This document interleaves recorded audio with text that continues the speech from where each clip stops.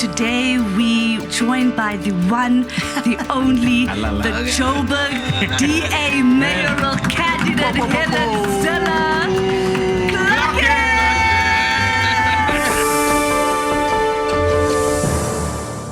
it! Welcome, everyone. I think today is such an incredibly special episode. We have the DA mayoral candidate for Johannesburg with us, Helen Zille. Guys, it's really incredible because I think we are the first podcast that's actually getting a bite at the candidate for Johannesburg. Yep. And I think many of us are kind of like those of us who come from Johannesburg or live in Johannesburg kind of feel like if you ever imagined how the end of the world would look like, it would kind of look like Johannesburg, where we all kind of like trying to survive, fighting for the bare minimum, fighting for the basics. I mean, it's hell. Yeah, streets exploding. I mean, streets exploding. It really is the end of the world, right? Yeah. But Helen, what in the hell is making you put up your hand to stand up and be a candidate for mayor in Johannesburg? Well, I'm a daughter of Johannesburg. I was born at 69 Esalen Street, Hillbrow, and all my roots are in Johannesburg. Johannesburg was where I first opened my eyes to the world, where I took my first breath, where I took my first steps, where I went to school, where I went to university, where I fell in love with politics and understood what it could do for our country if we get it right. And it's where my passion for ensuring that South Africa was a successful democracy was born. It was where I joined the Black Sash. It was where I did all my most activist work, and it's the city that has to succeed for South Africa to succeed. Absolutely. It is the heartbeat of the South African economy, still today, broken as it is. And Gauteng is our most populous province. It's the smallest province, but it is a province of metros. And so in this election, the DA is putting every ounce of its effort behind ensuring that the metros in Johannesburg will get working again for everybody. And so I'm very privileged that the DA has put its trust in me to do one leg of that. There are three big metros in Gauteng. There's Tshwane, with our colleague Celia Brink having been announced as the candidate. There's Joburg, and I've just been announced and humbly accepted that role. And then we still wait for Ekurhuleni. Yes. Three big metros that determine the future of South Africa. But I mean, Helen, you spoke very fondly about Joburg. That's where you first opened your eyes. You first went to school, did varsity, got involved. And obviously family, seems like a solid anchor for you. And your family now, what happens? You're taking up this massive responsibility of putting your hand up for Joburg. Well, from a personal perspective, I'm doing it because of my family. My parents were refugees who came to live in South Africa, and I know how difficult it is for refugees to grow new roots and to become part of the culture of a soil of a country. And we all love South Africa. And for my family to have a future here with everyone else's family, because I look at my grandchild along every other person's grandchild and child. And if they're going to have a future here, our major metros have to work. Metros, well-governed metros, make great countries. It's not the other way around. And we have to build on those building blocks to make sure South Africa succeeds. So, Helen, how did the conversation go with your family when you came up with this crazy idea? It's a good question. I'd been headhunting a lot. You know how we headhunt in the DA. So we've spent about the last 18 months going around to absolutely everybody that we think can make an input. We started the Catalyst program to train the newly headhunted candidates for local government election, especially in Gauteng. And we went on, and a lot of people expressed an interest and then for whatever reason couldn't do it. And some people said to me, "Are you crazy to do that job for this amount of money?" Yeah, they said, "We're not doing this." And eventually I said to my husband, I'm thinking of putting my hat in the ring myself. And he said, "Are you crazy?" And I said, "No, I'm not. I think I really want one more major challenge. Yeah. And I would love it to be in the town that gave me birth and that rooted me in South Africa's soil." And the more I thought of it, the more I was inspired to try. And then I applied like everybody else, obviously. And then we spoke about how we would organize it. My husband wants to stay here. He's got all his networks here. His church work is here. Everything else is here. So he's going to stay here. But once a month, I'm going to fly down for a weekend to keep those family bonds going, to see the grandchildren, to have some fun. But then my focus will be in Joburg, on Joburg, but for them and for every other young person who needs a future in South Africa. Yeah. That sounds quite massive. I mean, and there's rumor has it that if we need Helen to sign or approve anything, just bring her grandchildren around. So, I mean, how's that going to be? I mean, leaving them behind. Well, the great thing is that we have Zoom now, and we can chat to them, and they like to chat to me. And you know, when I come down to see them once a month, I'm going to really plan it. There's going to be a real adventure. We're going to have great fun. We're going to have treats. We're going to do all of that. And I really want them to look forward to that every month. Yeah, absolutely. You know, Helen, what has been interesting, I think, just listening to X, the news, I mean, you've got people saying, you know, I don't support the DA, but if Helen is standing, like, I'm going to be there. Yes. You've got Prince Mashile, who's just said, well, you know, against my better judgment, whatever I feel, I think Helen's the best for the job. I mean, lot of people. You know, we've got political parties who are really scrambling around trying to find someone who can actually match up. But I think it really is a full circle moment for you, Helen. Having been in Cape Town, having been the mayor of Cape Town, being the premier of the Western Cape, but now going back to Johannesburg, where you were born. Roots, yeah. Indeed, that is full circle. Yeah. My wings took me to Cape Town. My roots bring me back to Joburg. I love that. Oh, I love And that is exactly what it is. You know, I went this week to all the places that I'd lived in Joburg before and met the people who are living there now. And I was so warmly welcomed in everybody's homes. And it was just a lovely trip down memory lane. Yeah. And I just felt a really deep connection again, a very, very deep connection again. So I'm looking forward to it now. I'm really looking forward to it. My sister still lives there. I'm going to be living on her property. Oh, nice. And so that is another family anchor for me. Absolutely. Yeah. Family seems very important to you, Helen. But I want to take you a little bit back. You spoke about joining the Black Sash and some of the work you did in Johannesburg. Can you just take us through exactly what you did and what it meant for you in Joburg? Well, I was very fortunate enough to grow up in a family of conscious, aware people. So my parents had seen what dictatorship does and what brutality does and what racism does and what prejudice does. And they brought us up in a very, very different way. So from the beginning, I was conscious of the developing political situation around me. My dad was part of the Torch Commando, which was very strongly anti the nationalist government at the time.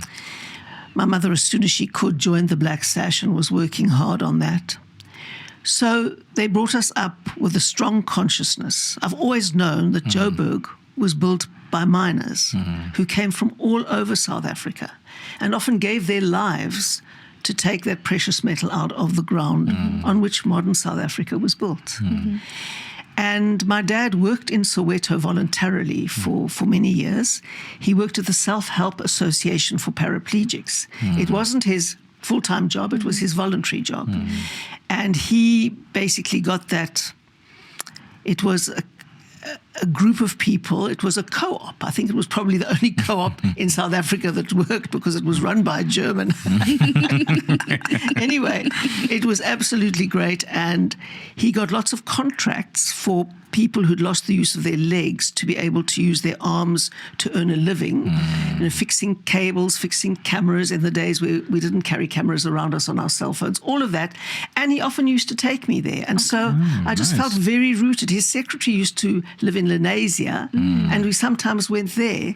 So I had an experience of the whole of Joburg. We never lived in a wealthy part of Joburg, but there weren't many wealthy parts of Joburg. I mean, Joburg was a developing town in those days.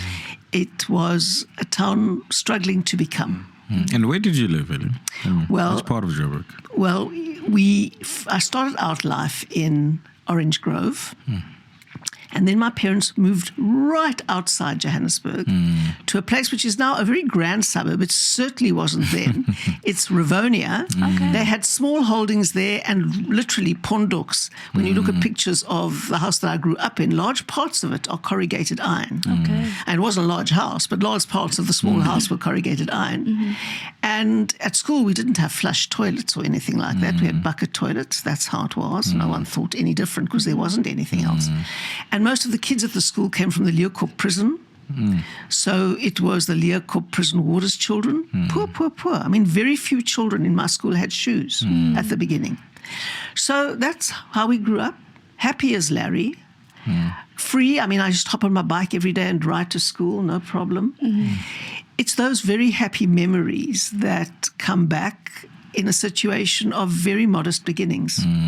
That's solid. I mean, also, you spoke about the Black Sash and your father being part of the Torch Commando, but also you're known of your role, with what has been brought back to court now around, Steve Biko's birth and working for the, Rand Daily Mail. And how was that experience? How did you transition from those humble beginnings, going with your dad, to this space, and then being conscious into that? Well, I always wanted to be a journalist from when I was at school, and that was sparked again by the fact that my dad drove us to school and he would buy the Rand Daily Mail on the road. We used to have street vendors for newspapers at the time.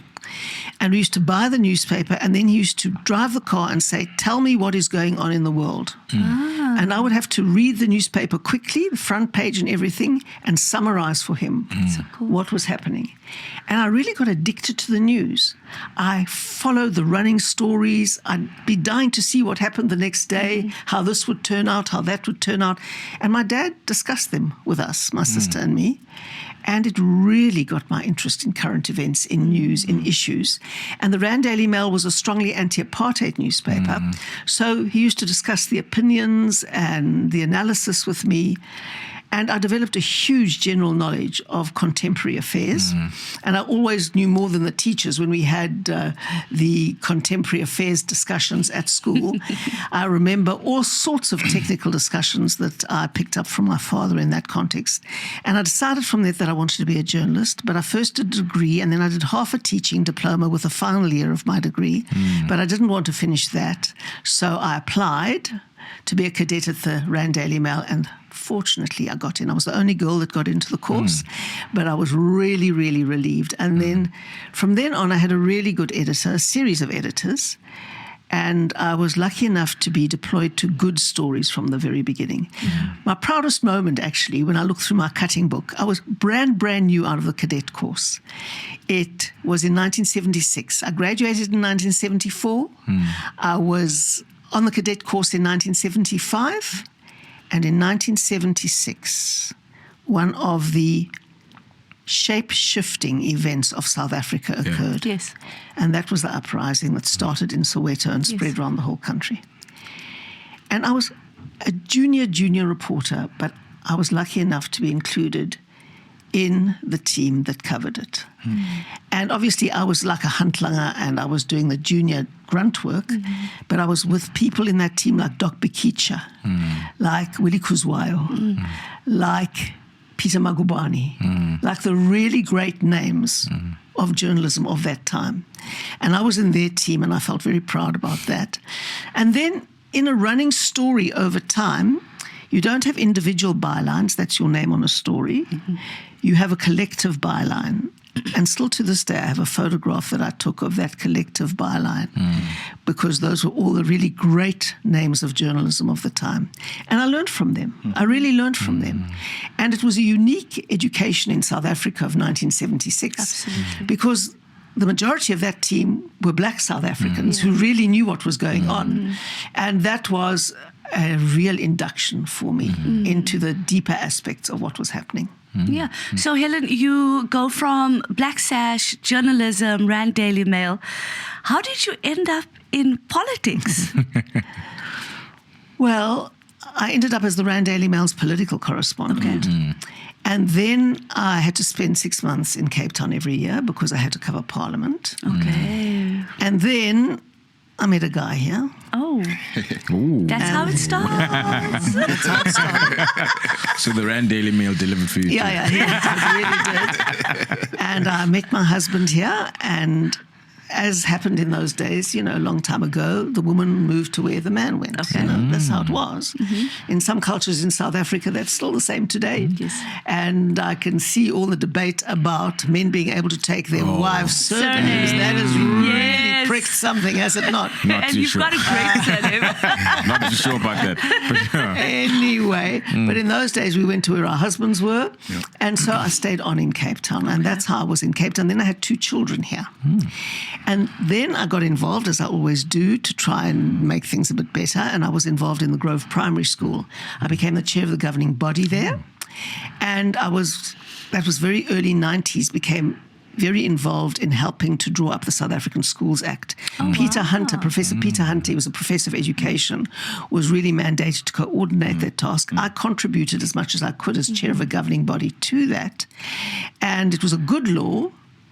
And shortly after it had been adopted, the first thing the ANC did was break its own law and bring in the voluntary severance package and redeployment scheme, which was going to destroy public education because it was using industrial relations principles to try and solve a political problem rather than using educational principles to contribute to an educational solution.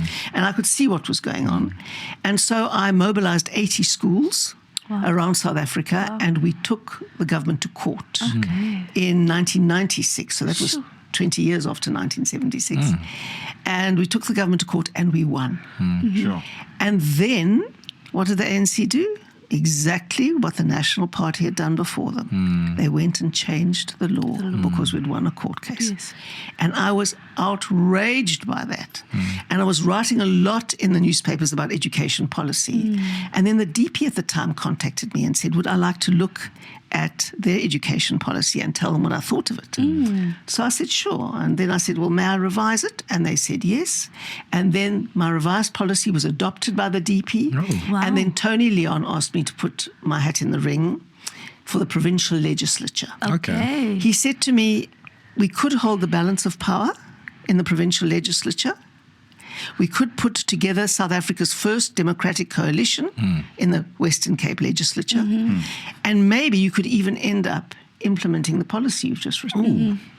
So how about that? So I thought, well, I'll try. And then I had to go through the first process of the Democratic Party in applying, having to appear before an electoral college, having to appear before a selection panel, being grilled, going through all of that. And I came in at number 6. Wow. Ooh. And we got 6 people elected. Wow. I got elected by 135 votes on a remainder. You know what that means. Yeah. Maybe not all the viewers know what that means. But maybe unpack it's it cutting for it us. fine. Yeah, Hey? unpack it, yeah. It's cutting it very, very fine. So I was elected to do that. And then we held the balance of power. And then I ended up the MEC for Education. So that was your first gig in that politics. That was my first gig. Yeah. Can you imagine from being a mommy on a primary school governing body to being the MEC for Education? Yes. You know, like It's I was like a little Nachapi caught in the headlights. Yeah, that's Wow, actually. that's- And then when did you obviously you had some time, and how long did you spend time In doing village, that yeah. and before flying and opening your wings to being the best mayor in the world? I loved the job as MEC for Education. My husband said to me, I thought we had 2 children and now you've got 1 million children because that is the number of children in the province. And I did feel that every one of those children was my personal responsibility. And I worked day and night to try and give them a chance because obviously education is the foundation of every opportunity we ever get. And so I did my best there, but then our coalition split apart. You'll remember the National Party, the new National Party, decided to go with the ANC and leave us out, so we fell from power. Okay. And then I was the leader of the opposition in the legislature. Wow. Which was fun. I enjoyed that. And then in 2004, I stood to be a parliament I stood to be a parliamentarian in the National Parliament. And then Tony Leon came to me and said, I want you to put your hat in the ring for Mayor of Cape Town. And I said, I know nothing about municipal government, absolutely nothing. And he said, don't worry, we won't win. We just need to maximize the vote. And because I'd had a lot of publicity while I was MEC for Education, he thought I had the best name recognition to try and maximize the DA's vote in Cape Town. So I thought, okay, I'm not going to win. Let me put my hat in the ring. It was a stiff competition. My major opponent there for that position was Leonard Max. So it was a stiff competition there. I managed to get it. And then I was the candidate. And lo and behold, we got 42% of the vote. Sure. And we could put together a minority coalition of 7 parties. And we could get 50%, but only if the PAC abstained. So the PACs, I'll never forget his name, Mr. Bennett Joko, his name was. Mr. Bennett Joko, he was Councillor Bennett Joko. He was the PAC's only councillor. And the night before the mayoral election, I drove out to Khayelitsha to try and persuade him to abstain, because otherwise we wouldn't have voted. We wouldn't have won, because the ANC was with the ID, and they had more than us. We had to have 7 parties together and have the PAC abstain to be more than the ANC and the ID together. That's how coalition politics works. So it was nail-biting. And that night with Masizole Mnqasela, I'll never forget it, I drove out to Khayelitsha and went to visit Mr. Bennett Joko. And just on that day, his wife had come home with their brand new daughter from the hospital. That little girl was Azania, and I met her there. And the mother was completely calm, brand new out of hospital, still in her pajamas with her baby. And I spoke to Bennett Joko, and I said to him, I'm here to ask you if you wouldn't mind abstaining tomorrow. And we had a long chat, and in the end he said, I'll abstain. Okay. And he was put under the most dreadful pressure the next day in the voting chamber. But he was absolutely true to his word. Didn't budge. And in the end, when they were counting the votes, and I was either going to win by 1 or lose by 1, that's how close it was, I looked up at him across the chamber, and he winked at me. And I knew he'd held. So Helen, steel. Just out of interest, I mean, you were handling this coalition. I mean, at that time, I think we were not as used to coalitions as we are right now in the country.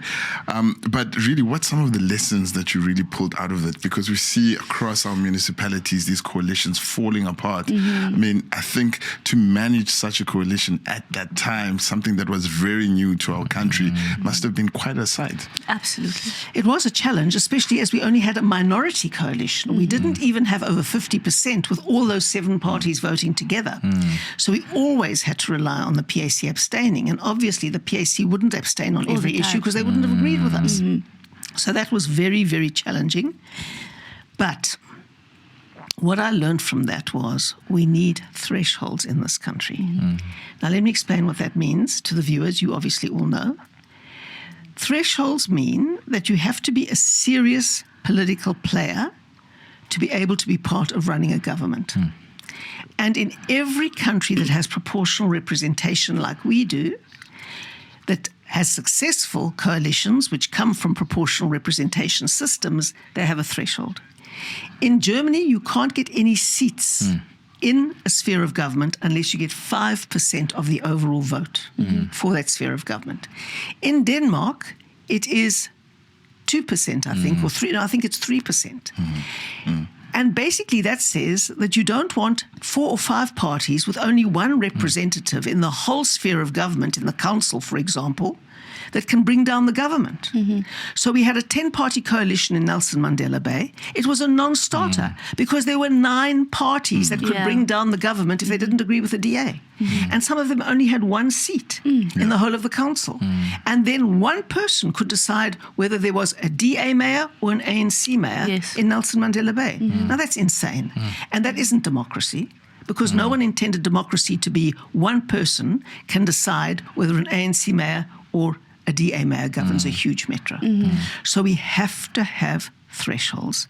And hopefully we will pass the threshold legislation before the next election. Hopefully. Yeah, well, so go for it, Helen, man. you then become the mayor of Cape Town, and through a coalition, minority coalition, what did it take for you to turn Cape Town around? It took a big team and a lot of expertise. The great thing about Cape Town was there was still a lot of expertise. The ANC was starting to hollow it out. They'd only governed for a relatively short time. They were starting to hollow out middle management and pull it out. And they were starting to deploy cadres all over the place, but they hadn't gone very far because it takes time to do that. And we had still some extraordinary talent there. Then we had a great team. I remember people like Belinda Walker took hold of corporate services, that's human resources, and fixed that up. And then critically, Ian Nielsen, who really understands urban finance and metro finance, understood that budget like the back of his hand and helped get the finances right.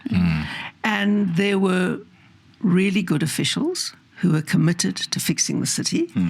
And we all got behind the project and worked very hard. Yeah. So that's I mean, what it from takes. that's quite massive, Helen.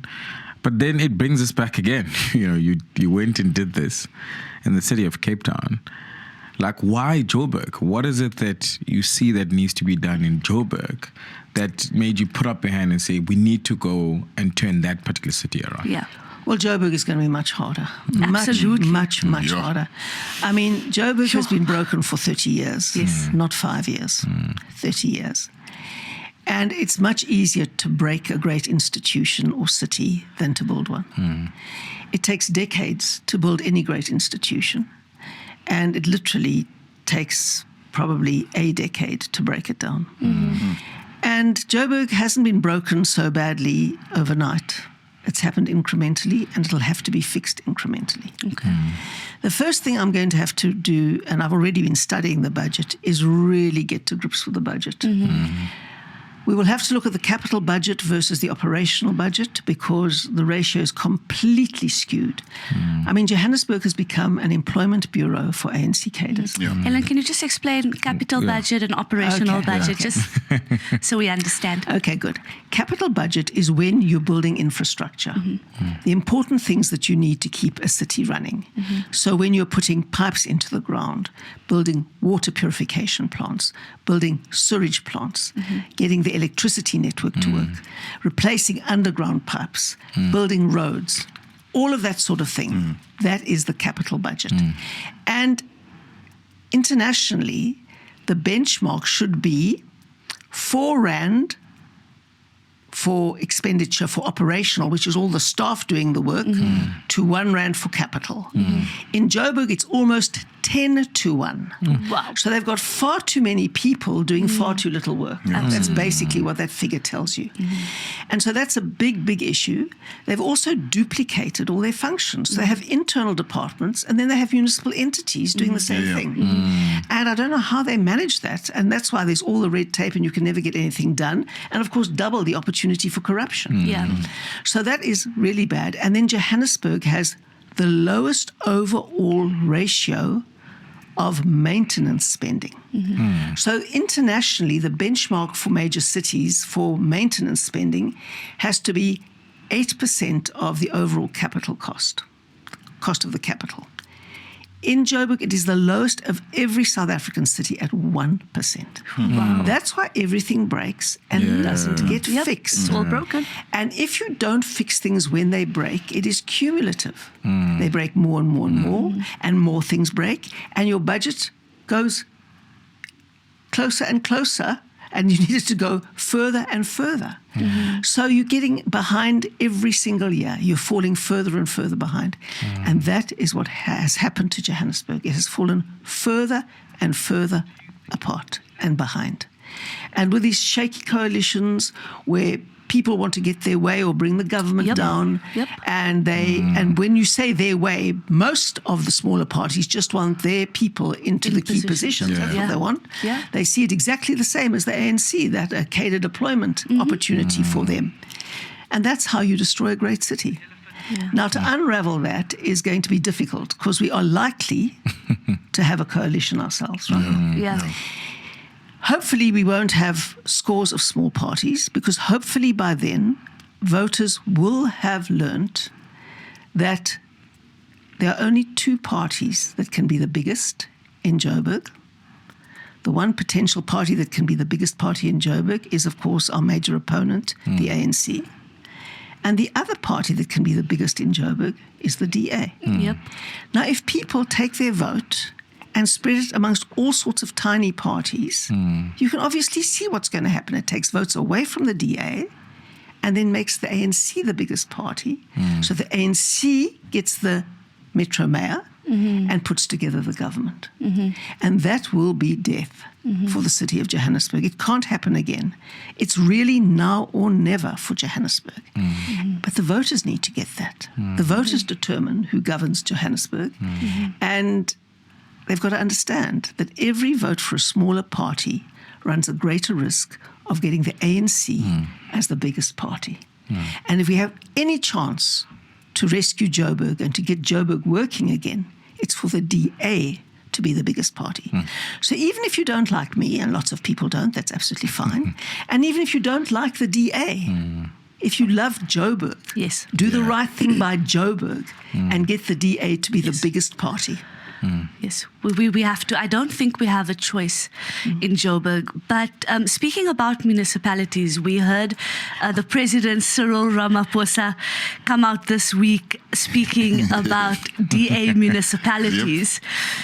Do you think he'll join the party? Well, I could take him a membership form. In fact, I think next time I see him, I will. Yeah. I'll take him a membership form and I'll give him our candidate selection process so he can understand how he can get rid of all his useless cadres. There we go. And get some really good people like you guys come through the process. You know, if you don't start with merit selection in your candidates, that is what you end up with. Singers. Yeah, absolutely. People that sing with no capacity. Don't know no capacity. Did you hear what Gwede said? Yeah. Yes. You dance and sing very well, but capacity, Dololo. So basically, I mean, the president essentially, Helen, endorsed the DA. What exactly did he say, you know, that you can take home and talk about? Well, the president was being very honest. And he was showing a lot of backbone for him. For the first time. Because he got up before every single ANC councillor in the country and said, listen, guys, you're useless. And if you want to see how good governments are run, go and look at DA governments. That's essentially what he said. Now, a bigger endorsement you could not find from your major opponent. Exactly. What he's saying is, I endorse the DA to be elected into municipal government. That's what he was saying. And I thank him for that, because that was extraordinarily honest. Because everyone actually knows that's true. But it's not great in the ANC if you see your leader endorsing your major opponent. Absolutely. And so you can understand why it's caused a lot of ructions inside that party. But people have to learn, and it's exactly what the president said. Competition is essential. Competition is essential. Otherwise, you unravel to the lowest common denominator. If you've got competition, you have an incentive to do better. And that's why we also believe in competition. So, like on that, Helen, I mean, some people come out and they say, well, you may say the DA governs well. Many of them, by the way, ANC leaders, all these different political parties live in DA wards. But then they say, well, but you only govern for suburban areas, but you don't govern for township areas.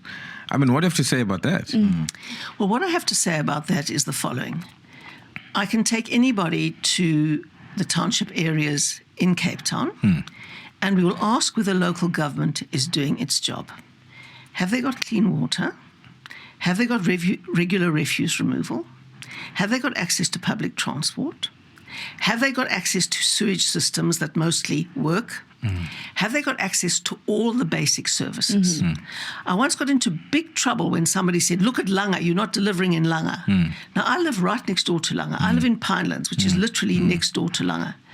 And I said, living in Langa, there's no better place to be a poor person in South Africa than in Langa. And the roof fell down as usual when I say something, I don't know what it is. Anyway, in Langa, they've got all the services. all of them.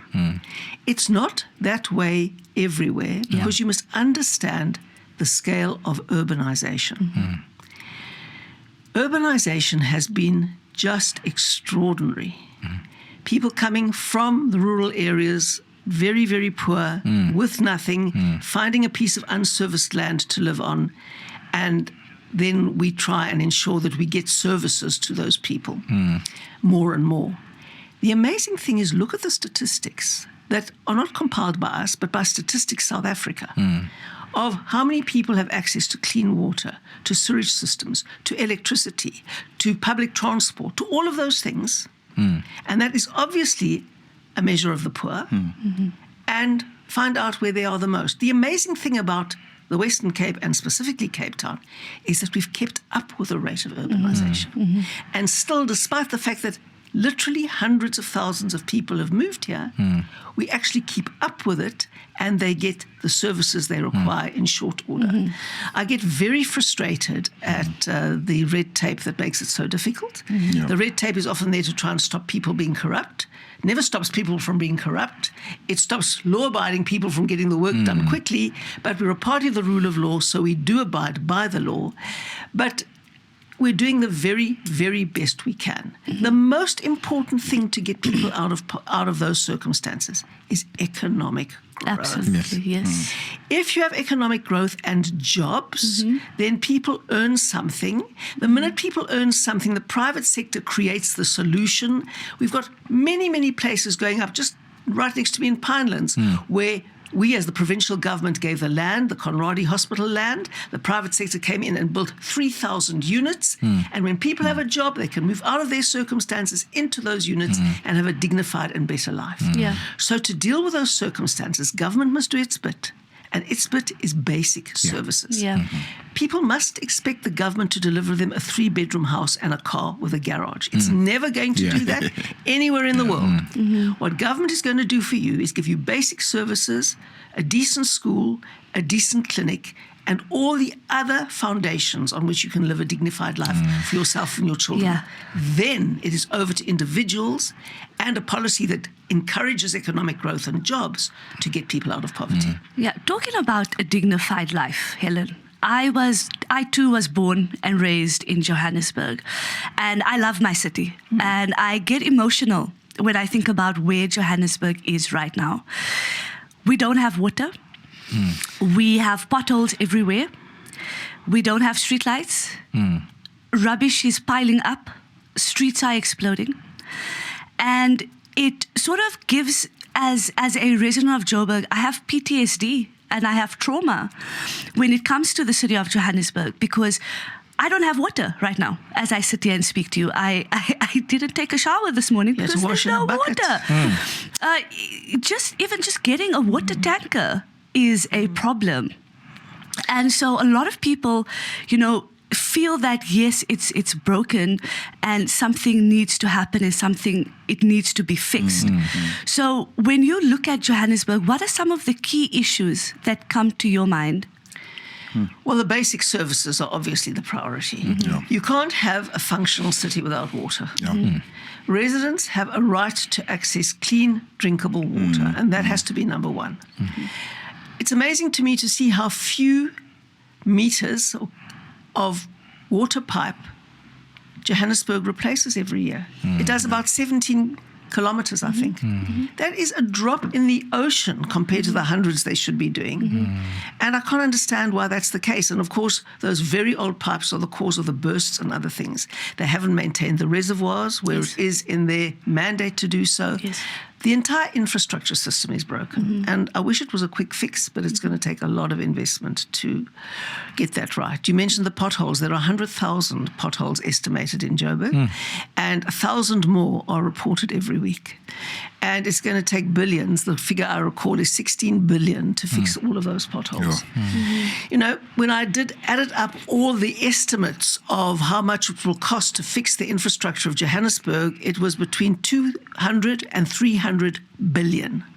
Between 200 and 300 billion, and the entire budget of Johannesburg is 89 billion a year. So you can imagine what you're looking at is 30 times the actual current budget to fix the infrastructure. And it'll have to be done incrementally.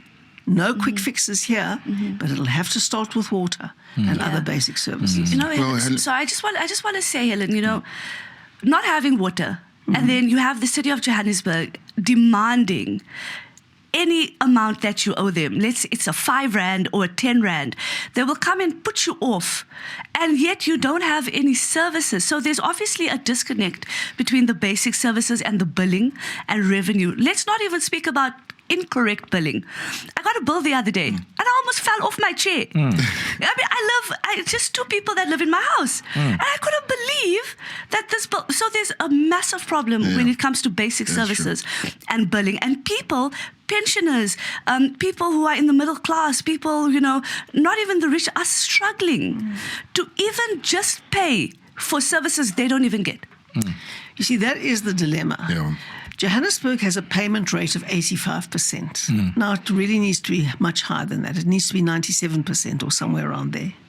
If Johannesburg is to get the money in that it needs to fix the infrastructure. However, you can understand why people don't want to pay if they're not getting the services. So it's a vicious circle. You need the money to fix the services, but if people aren't getting the services, they don't want to pay the money. And we've got to break that cycle somehow. And we've got to break it by starting with the major government departments who are not paying and force them to pay. Why the city of Johannesburg can't fix its billing is beyond my comprehension. We started fixing the billing system in 2006. But that was, of course, Ian Nielsen and other people who fixed it then and got the right infrastructure and IT systems to do it. They've been trying since then in Johannesburg, and they can't fix the billing system beyond my comprehension. And you know, Helen, I'm laughing with what Naslie's saying because it's so true, because I'm actually going through the same thing where it's like, but there's no services, but you need me to pay. But Helen, I want to maybe take you to Joburg residents who are like, well, you know what? I don't like the DA. And quite frankly, I don't like Helen. But there's problems. And so those group of people who are kind of in the space of like, I see what Naslie's saying, I see the difficulty with the water challenges, the electricity, and right? Because we get so desensitized after some time about these issues. But but I don't like Helen, I don't like the DA. What do you say, and what is your case to those individuals in Johannesburg who are kind of like, you know, having that kind of thought? Because I think where this conversation for me is kind of going is, you know, Joburg is no longer just about which party or, you know, it's about the actual problem. And we are not looking at the party or the person. We need someone to fix it. So those people in that group, what do you say to them, and what is your case for them? This election is not about Helen Zille. It's not even about the DA. It's about the future of Johannesburg. It's about whether we will use our now or never chance to turn it around. Everyone who loves Joburg, and most of the people living there love Joburg, will understand what's at stake. No one has to like me. Lots of people don't. That's how it is in politics. In fact, if you're popular in politics, you must know that you're doing something wrong. Of course, not everyone likes the DA. I think all of you guys are great, but not everyone loves us. That's how it is. But just ask yourself one question. If this is our last chance to fix Joburg, which party has the best chance of doing so? And Cyril Ramaphosa has answered that question for you. That is the question you need to ask, and the answer is not hard. And you know, Helen, I mean, for me, it's 2 things, right? I was recently in Joburg. I've got family in Joburg that, you know, runs business in Joburg. From the airport to where, you know, they stay, the roads are terrible, potholes. The street lights are not, some of them are not working at night. All of the traffic lights themselves don't work. And we run a business in Joburg where we're affected by water cuts. But at the same time, you meet people that will say, you know, like you're saying, like Leo was saying, but I don't like the DA. You know, I know Helen is competent, but I don't necessarily like Helen. And my response to them is always say, take the emotions out of, because basic services have no feelings, right? They don't have a heart of, I don't like this person. You want a road to be surfaced and work. You want traffic lights to work. You want water in your homes so that you can wash and cook and bathe your children. Then vote for a competent person. And a lot of these people actually live in DA wards and say, well, then why would I vote for the DA, but then I vote for the ANC on the other side. So I think also it's important for us to put those things out there, because that's the thinking of people, that people need to shift their attitude towards we want a government that will give us basic services. Absolutely. So that our businesses can run, our homes can be functional. And we've got a competent individual in yourself, that has put up their hand and said, I'm available to do full circle and go back home and fix what is broken. Leave family, leave my grandkids. Sacrifice a lot. Let me tell you, the message in this election is, if you love Johannesburg, vote DA. The only emotion that needs to come into it is your love for Johannesburg. And if you love Joburg, vote DA. Helen, what is the first thing that you will do when you step into that office? I think people in Joburg who are kind of like looking around and like, what would the DA do? What would Helen do? She's walking in, it's your first day. What are the you open the door. priorities, What are you doing? Well, the first thing I will do is put up my picture of my grandchildren. That's the first thing I'm going to do. As a reminder. Yeah, everything definitely. you do, As a reminder of my purpose. It's for the, we've got to build a future in this country. Yeah, we do. And if South Africa fails, Africa hasn't got a chance. Let's be absolutely honest. We are the economic anchor. And if our metros fail, South Africa can't succeed. So just keep your eye on the purpose all the time. What is the purpose? And I read a very, very important line in Viktor Frankl's book saying something to the effect of, if your why is strong enough, why you are doing something, if your why is strong enough, you will survive just about any how that means to get there. And that is the big idea. I think the first thing I will do is be very well versed with the budget and the integrated development plan. And then I will pick up the phone to the Auditor General and I will say, can you please send me your Joburg auditing team to take me line by line through the management report, the management letter that the Auditor General writes to the municipal manager with all of the details of where they're finding irregularities and things that are going wrong. And I'm going to understand that fully, and then with the Auditor General's office develop an improvement plan to fix the things that we can fix and to have a longer term plan to fix the things that we can't immediately fix. Then the basic systems have to function. The billing system. Why can't the billing system work? I have to really get to the bottom of that and make sure that there is a plan that will make it work in short order. We have to work out exactly why the ratio of operational expenditure to capital expenditure is so distorted, and change that. And we're going to have to make sure that there's no longer an employment bureau for ANC cadres who need a job. We have to get the right number of staff doing the right thing with the right skills and investing in the things that will fix the mess that is Joburg. So all of those things, you can't do them overnight, but you've got to understand the numbers of the city first. You've got to know what is wrong and where it's wrong, and then how you're going to fix it. I'm going to get some very good advisors to come in and advise me. And I'm also planning to have a forensic auditor in my office and a hotline where people can report corruption. And we're going to have a methodology to get to the root of those things, and we are going to eradicate the enormous amount of corruption. Yes. That's critically important as well.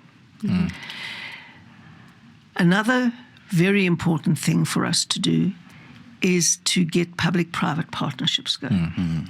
I was in Johannesburg this week, right near the Rand Daily Mail where I used to work, walking along broken pavements, broken streets, derelict buildings. Suddenly, I'm onto these beautifully paved buildings, lovely blocks. I say, where are we now? What's happening here?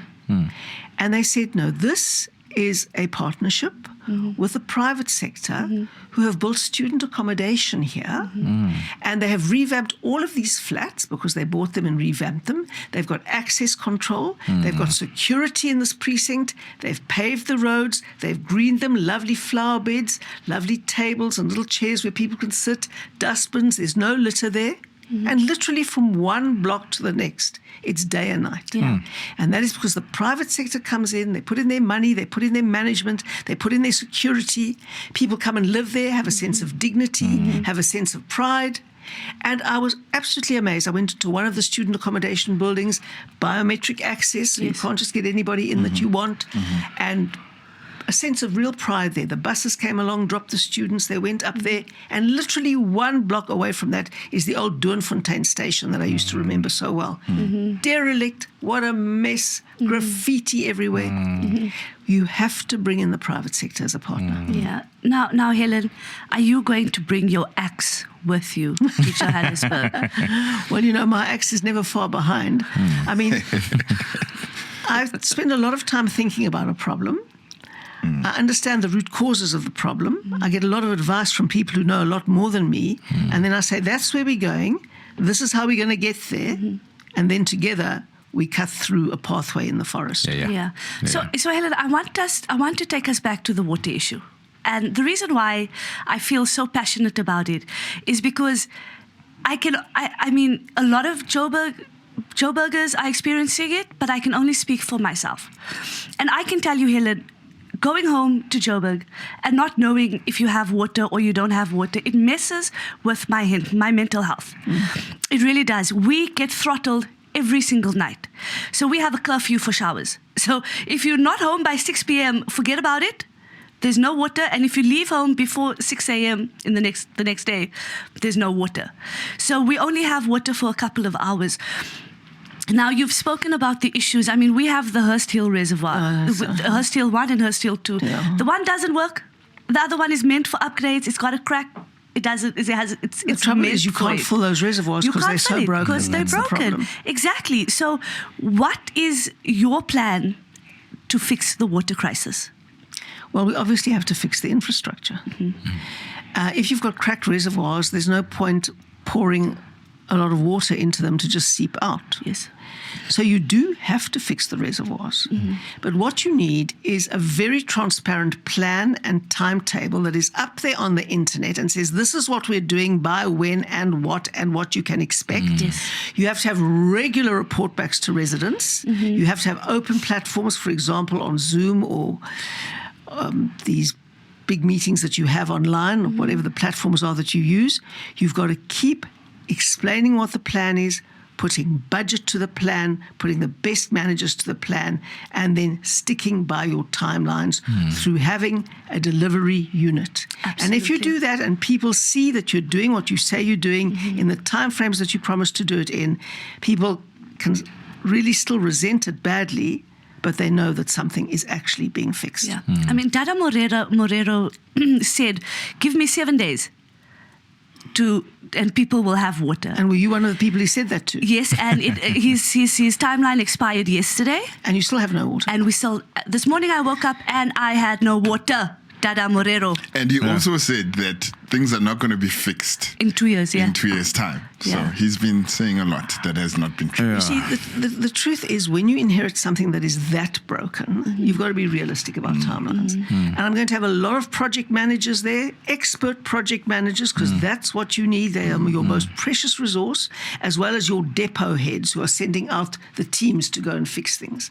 But your project managers, your planners, and then I started a delivery unit in Cape Town. I want that there so that every 6 weeks I am briefed fully on where the timelines for delivery are, where everybody is, if they're not where they should be, why they aren't there, and then hold people accountable. If you don't hold people accountable, you'll never get improvement. Absolutely. I mean, and Helen, obviously with that, having that strict management of those processes, and if you go and drive out and you find that your traffic lights still don't work and the streets are broken and people still have not met with those timelines, I mean, how would you handle that? Well, you see, it depends on exactly where the problem is. Let me just give you this example. I read online that a homeless man had been arrested by the Metro Police in Johannesburg for directing traffic. Yes. And I thought, that's outrageous. This guy is going to help when the traffic lights aren't working, and he's being arrested. I dug a little bit deeper, and whoa, I learned that he vandalized the traffic light, so that when the traffic light was off, he could direct the traffic and get the money. Now, this is where your public has to work with you.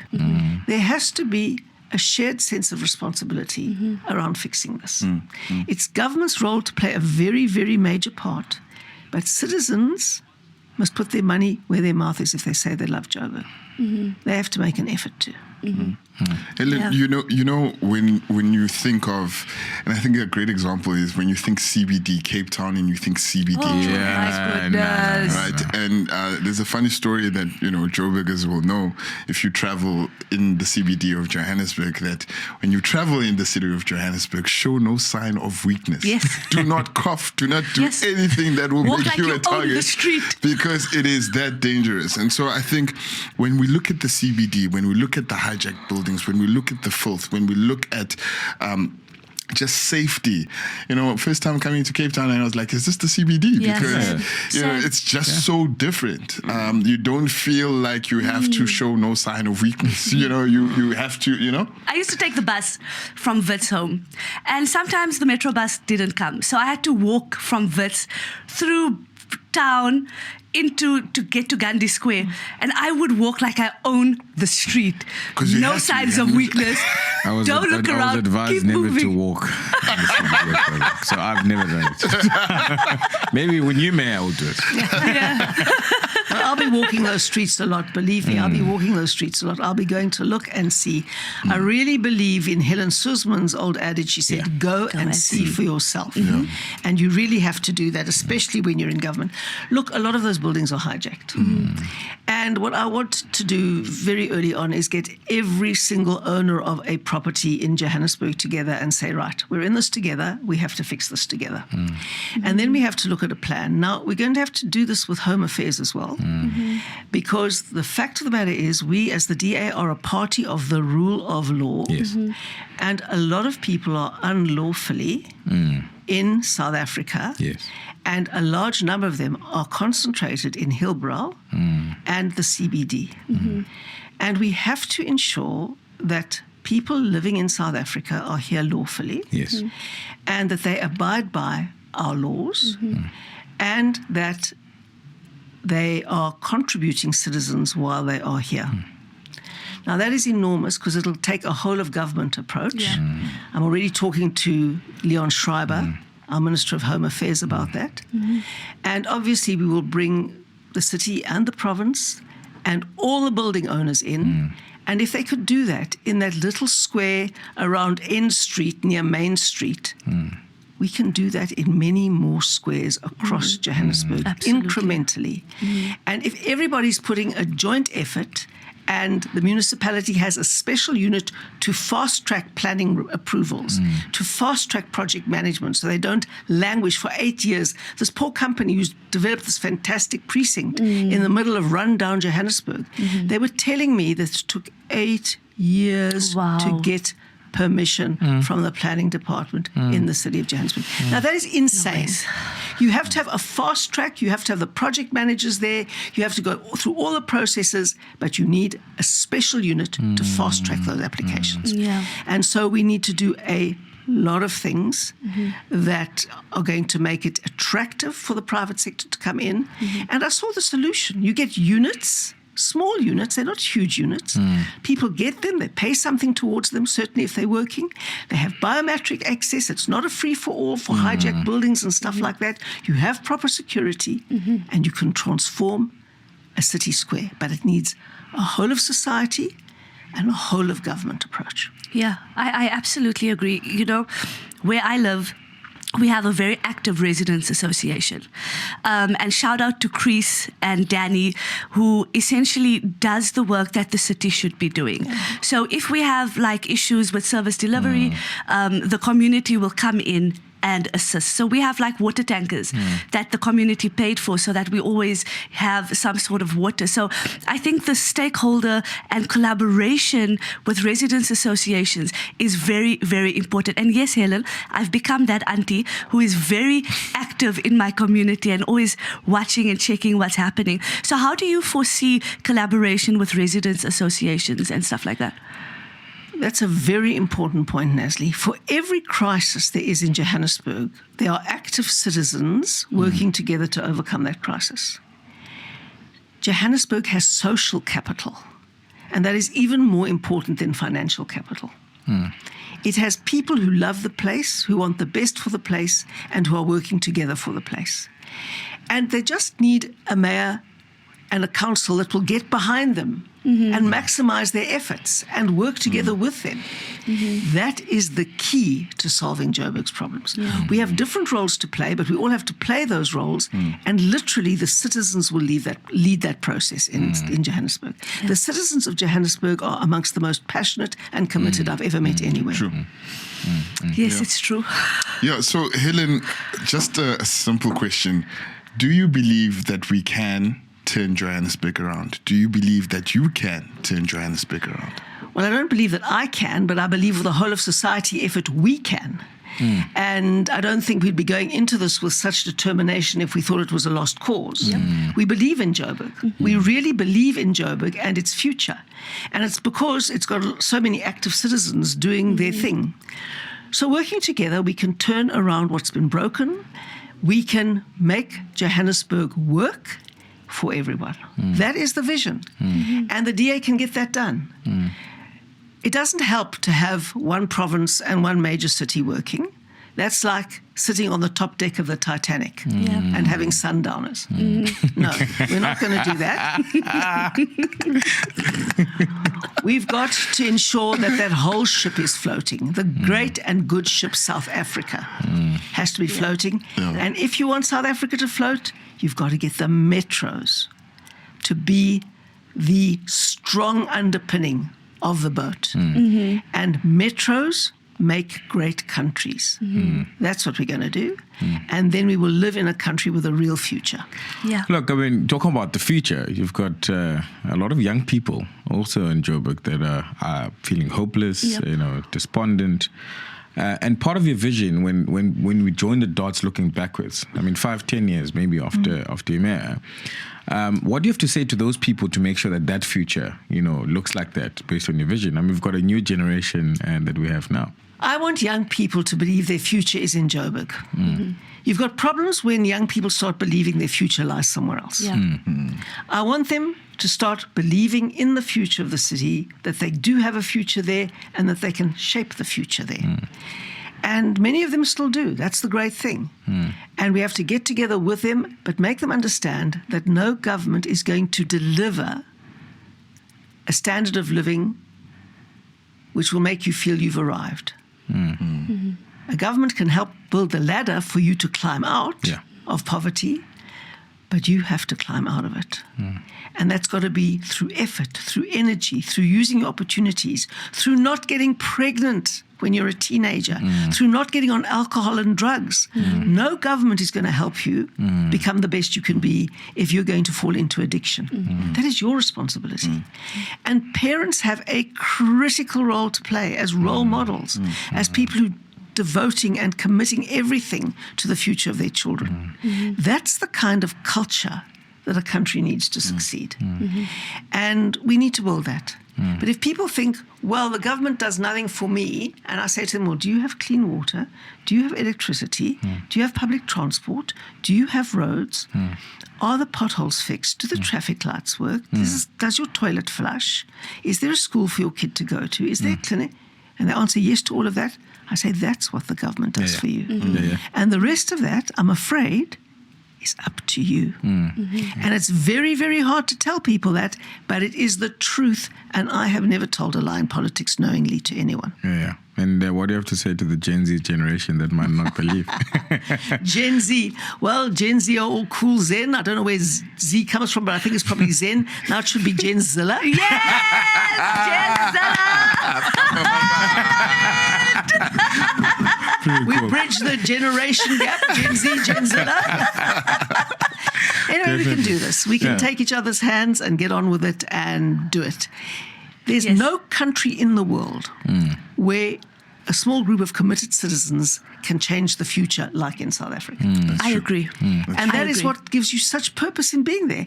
When I go to London or New York or any other country in the world, I think, oh my goodness, you're just completely lost into irrelevance in a place like this. Here, if you want to have relevance, you have big relevance. You have a purpose to your life. And the real thing that can bring you happiness is to have a purpose and to work for that purpose. And all of us around this table do. Exactly. Yeah. Exactly. And I will say, I believe that we can fix Johannesburg. We don't have a choice at this point. And I believe there are many Joburgers like myself and like Liolo and like you, Helen, that absolutely believe that something has to change. And it is only the DA that can change it.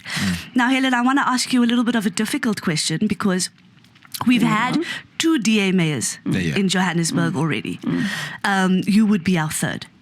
And our critics will say, well, nothing was done. They left. And now you want us to give you our votes again. What would you say to those critics? When you are sitting on a 9-party coalition where 8 of those partner parties can bring you down if you don't do what they want. And often what they want has got nothing to do with what the city needs. You are so busy trying to stay in office that you can't implement a plan for improvement. And none of those coalitions lasted.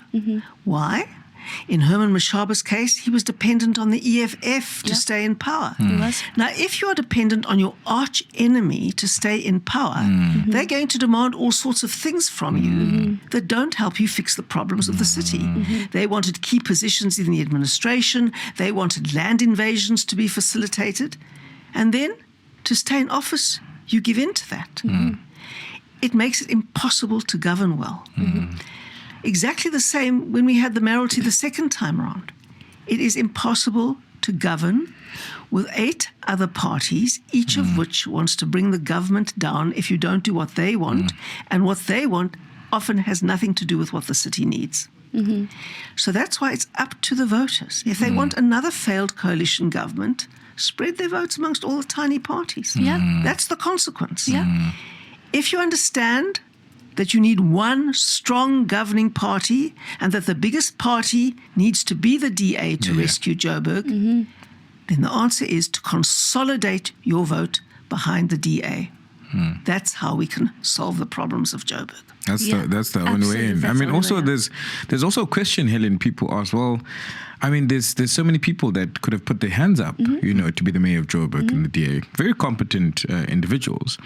But, the DA settled on, this is the candidate that we want, Helen Zille to be the mayor of Joburg. And what do you have to say to those people? They will say, well, was there nobody else? How does this work? How did you end up being the mayor of Johannesburg? Well, that's a very good question, Bax, because in the DA, there are no coronations. It wasn't, Helen Zille wants to be the mayor, good, you're the mayoral candidate. Not at all. I had to apply like everybody else. I had to go to screening like everybody else. I had to then prepare a submission to the selection panel like everybody else. I put an enormous amount of work into that submission because in the DA you don't skate. The quickest way to falling over your feet before the first hurdle is to think it's a done deal. It's never a done deal in the DA. Then once I had submitted my paper before the deadline, then I had to appear before a selection panel. I remember Nasli was on it. And they grill you there. They don't, they grill you. And then Nasli, they score can you confirm? Honestly, absolutely. And I think we grilled Helen more than anybody else because, and I think, Helen, you came with a 6-page plan. Yeah. Wow. I went through all of it. Anyway, the important point is that then they count up the scores. There's an ombudsperson there to make sure there's no rigging of the system. And then it goes to the federal executive, and the federal executive determines whether they want to, they usually stick with the absolute order of the scoring. And then there's a time for appeal for any candidate who might feel that they're hard done by, and only then is the candidate announced. So there's no shortcuts in the DA. It's merit selection. You're pushed very, very hard and given no quarter. Yeah. So Helen, only I think one other party announced their mayoral candidate, the crook Kenny Corneli. And we're still waiting for the other. The guy that was accidentally there when people got arrested. But he has 2 watches. Wrong place, wrong time, 2 watches, make it make sense. Anyway, we're still yet to hear from the other political parties who they are going to put forward. What do you have to say to your opponents? Well, we do live in a multi-party democracy, and we do believe in competition. So that's a good thing. What isn't a good thing is if parties can't get 0.1% of the vote in a city of 6 million people like Joburg and then become the mayor. That's not a good thing, because that's not a democratic outcome. And that's what we saw in the last round. Yes. No democracy can intend a party that got less than 0.5% of the vote to be able to put 2 mayors into place consecutively. That's a travesty of democracy. I agree. And so we want competition, but we want fair competition. Yes. Helen, just for me, maybe just to piggyback on what Nasli is asking, I think if you live in Joburg, you know that, various mayors that we've had previously, some have really divided Johannesburg, literally divided it, from, townships, whether it's on race, whether it's suburbs versus whatever. And I think for a very long time, I think Johannesburgers have been divided. And what is your message for Joburgers who really are saying that something has to change, but also the unity of Joburgers together rather than that one or that one? I think there's something to be said about that feeling that is kind of fleeting away in Johannesburg. So important. Well, we have to come together because we all believe in the city and because we all love the city. I'm not sentimental, I'm not emotional, but that is still what drives me. And we've all got to say, this is our project, our joint project. Now, the great thing about being in the DA is that we all work together and we judge each other as individuals, not as envoys of a particular race. And that's what we've got to do in Joburg. We've got to work together because we've got a shared project. And if we are residents of Joburg legally there, then we're there in the project. And we've got a role in the project, even if it is just not throwing your rubbish in the street. And so we treat each other as individuals who are adding value in various ways, and together we can create that culture, that South Africanness that we're well known for. And actually use our diversity as strength. Yes, right? It is a strength. It's a massive strength. But some people want to use that diversity for their own, narrow gains. We may all believe in different religions, come from different racial groups, cultures, beliefs, language, you can name it. But the city itself is far too important for it to be broken by any of those differences of our diversity. And it's important for communities to also understand that, even in Joburg, that they must, when people come with that attitude towards them, we want to fix the city. We don't care what the color of the person is fixing the pothole, so long as the pothole is fixed. And I think that's what people actually want. Well, let's just be pragmatic about it. We're not going to fix Joburg unless we work together. That's as simple as it is. We are all in this magnificent boat called South Africa together. Those of us who are in the metros are in the lifeboats for the whole of South Africa. And we have to make sure we are rowing in the right direction, all of us together. That's all that matters. And as we know in the DA and have built it up with such great difficulty and challenge sometimes to get that culture in the DA. And it's the greatest thing about the DA. And I think people are now seeing that, and to translate that into a sense of place and pride of place is our big next step. So Helen, We've served in the city of Johannesburg, myself and Liolo. As councillors. As councillors, and what a mess. You'll have one party calling 1 hour caucus break, another party calling 30 minutes caucus break, singing, trying to disrupt the council. I mean, we would leave council sometimes 2 a.m., 3 a.m. in the morning and not even get through the entire agenda. Now, I want to say good luck to you, first of all. And secondly, I want to ask, do you have any plans to maybe serve in the council before the local government elections so you can get a feel of it? What is your plan around that? Natalie, I would very much like to do that. So if there is a vacancy that comes up, I wouldn't like to have a ward vacancy at this stage because I need to have a whole of city approach. So if there's a PR vacancy, a proportional representation vacancy that comes up, I will contest for it. Okay. But again, in the DA, you go and contest. Yes. So you don't assume there's going to be any outcome. I've got to go and compete for that position. But if a proportional representative seat comes up, I will go and contest for it because I think it's very important for me to get into that council as soon as possible. Yeah. Helen, what happens to your role as the federal executive chairperson? Yes. I can't do both. Being mayor of Johannesburg is going to be more than a full-time job. And although being chair of federal council is a lot easier than being mayor of Johannesburg or mayor of a city, it does create a full-time focus on managing the party. The party is humming like a machine now. Its systems work, its processes work, stuff happens. The election machine works, the candidate selection machine works, the disciplinary machine works, the fundraising machine works, the communication machine works, everything works. And it needs somebody full-time to make sure it keeps on working and that the minute anything needs maintenance, it is spotted and fixed. So I can't do that and try and fix Joburg at the same time. It's not going to work. So I'm going to step down at next year's Federal Congress in April. Okay.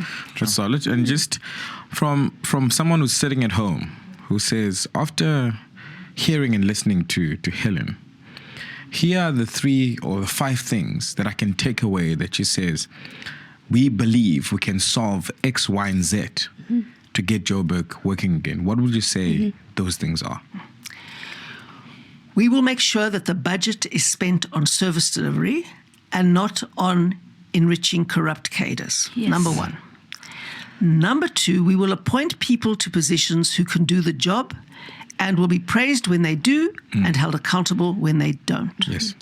We will make sure that the systems are working so that services can be delivered, acknowledging that it takes time to fix very broken systems. We will communicate with you on a regular basis so that you know what is happening and if there are any delays, why they are delays, and what you can expect down the line. We will ensure that we work together as a great team, pulling in the same direction with everyone who believes in Johannesburg and wants the best future for it. Alala. Helen, just a little bit of fun before we let you go. We have to represent the Gen Zs out there. The Gen Zillers. The Gen Zillers. We have a quiz for you, Helen. Yeah. Just a number of questions that we're going to throw your way. Yes. I'll hit with the first one. Yeah, go ahead. So the first one is, would you run or would you rather run a municipality or a marathon? Why? Oh, I'd much rather run a municipality. I'd much rather run a municipality. I'd die after the first half kilometre of a marathon. They'd have to put me on life support. All right. Interesting. I don't believe in exercise. That's one of the bad things of me. My exercise is walking quickly to my car. Yeah. All right. Getting those steps in. Who runs for fun anyway? That doesn't make sense. Well, It's never made sense to me either. Quite a few people, guys. Yeah.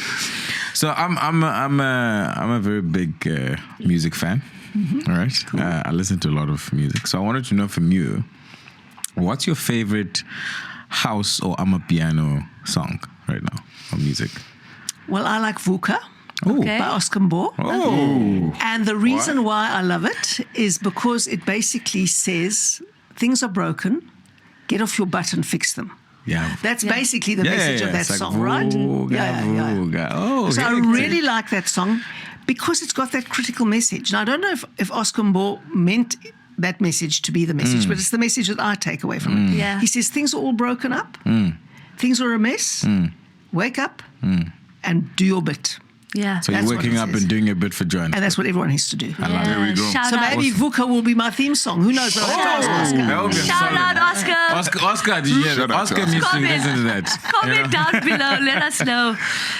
Okay, Helen, would you rather debate with John Steenhuisen or do a TikTok duet with him? I'd lose the debate, so I'd rather do a TikTok duet with him. I think I can probably dance better than he does.